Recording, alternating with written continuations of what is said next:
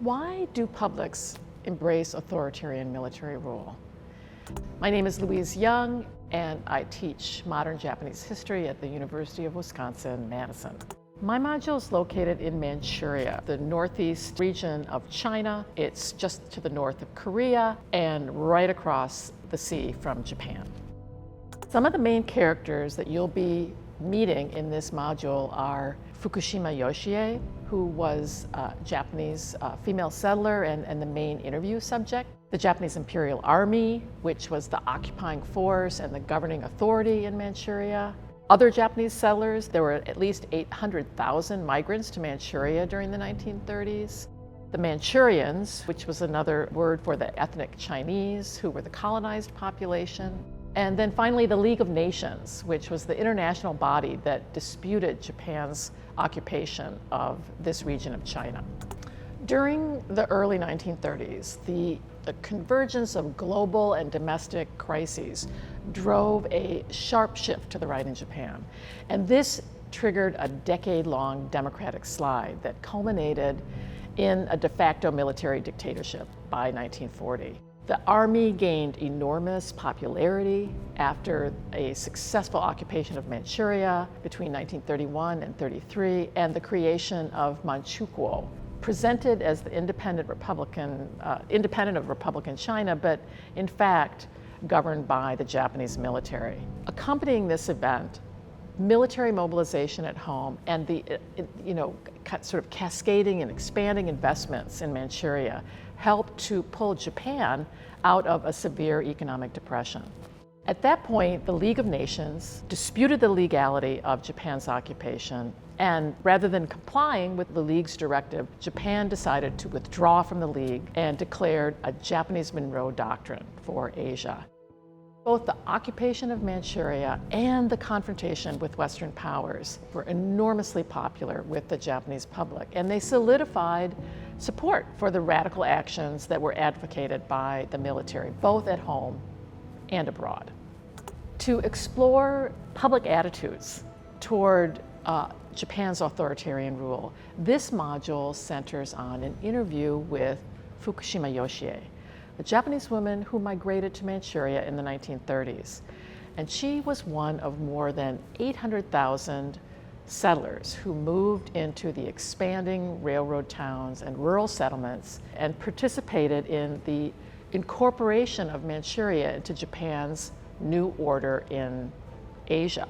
During this period, Manchukuo was presented to the Japanese public and to the global public as an independent state embodying Pan-Asian ideals of racial harmony among Japanese, Chinese, Koreans, and others, as well as a land of opportunity. Fukushima's interview really, I think, captures the appeal of life in Manchuria and the trust also that ordinary people placed in the military at this time. Japan's occupation of Manchuria and the creation of Manchukuo created new opportunities for settlers, Japanese settlers like Fukushima. Her social position allowed her to travel repeatedly between Japan and Manchuria, and her connections enabled her to grow wealthy through the looting of Chinese peasants and their businesses. These lived experiences stood in tension with the regime's rhetoric about racial harmony and about imperial benevolence. The interview, I think, offers real insight into women as agents in Japan's political turn in the 1930s. Despite the fact that there was a vibrant women's suffrage movement in the 1920s, women were excluded from the 1925 Universal Manhood Suffrage Law. They did not participate in politics at the ballot box, but women like Fukushima exercised power in other spheres. This interview, I think, exposes how authoritarian military rule could be embraced, not only through coercion, but through opportunity, through mobility, through material gain, as well as selective vision.